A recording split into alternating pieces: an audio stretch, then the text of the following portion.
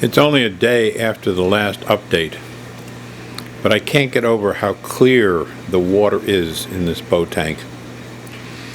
In the background you can see that fixture that I promised was overgrown with the algae that was dying because I was cutting the light back, and now it's so white that I just had to capture it again to show you the difference. But again, I can't get over how bright and clear the water is in this tank. It is crystal clear. As my wife said this morning, it's like there isn't water in it, it's so clear. And that agrophila that we talked about having the red tips on it is slowly growing despite the algae on the stems. And the pearl gouramis look as brilliant as ever. We did lose one more of the angels. The big black angel passed away just a day or two ago.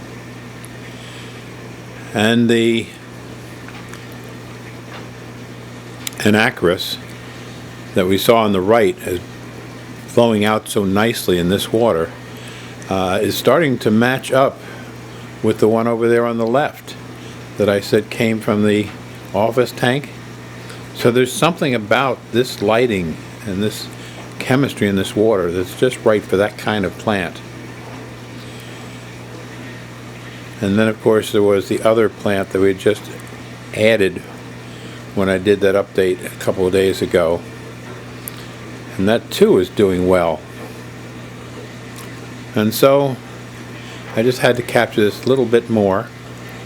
We'll put it out there to give you that update.